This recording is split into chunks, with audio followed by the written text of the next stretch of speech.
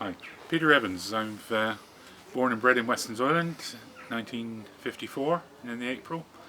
I was actually born in the Mary Stanley nursing home in Bridgewater, which was where most of the people from this area would have been born.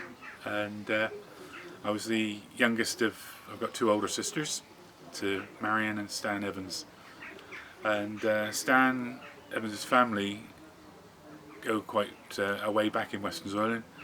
The George Evans, my father's father, he was the wheelwright come undertaker come wagon maker and general carpenter in the area.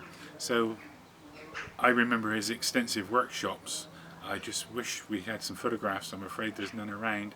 It was all belt powered. They had a single stationary engine with a main drive belt reaching up into the roof with shafts and pulley wheels and jockey wheels surrounding the workshop, driving the lathes, the saw benches, the bellows for the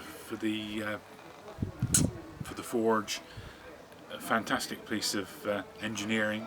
They could actually bring a tree to the workshop, plank it out, and roll out a finished cart with wooden wheels and iron tires, all from the one workshop. And there's some photographic examples of the wagons they made, and Dick Dunster, the local carpenter, has done some terrific restoration work on some of their wagons.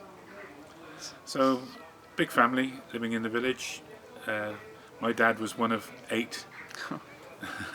His second youngest brother, he went off to the Second World War and didn't come back. He lived his life in Hull. Another brother, Ray, he's lived his life just around the corner in Lode Lane and brought up his family there, worked for the local council as a general builder. So we've got lots of connections. One of the sisters married an RAF man. She went off with him to London and eventually ran a pub in Wimbledon. All sorts of lives. So yeah, we go way back in Westonzoyland in the Evans family. My great-grandfather then, he was brought up in Lake Wall, and a picture there of him and his sisters, brothers and sisters, on the wall during the floods, which is quite fascinating to think they lived there. And I can just, in my lifetime, I can just remember the house they lived in.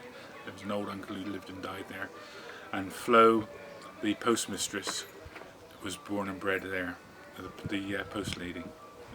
Lots of people of my generation remember Flo, the post lady. Thank you. We'd stop.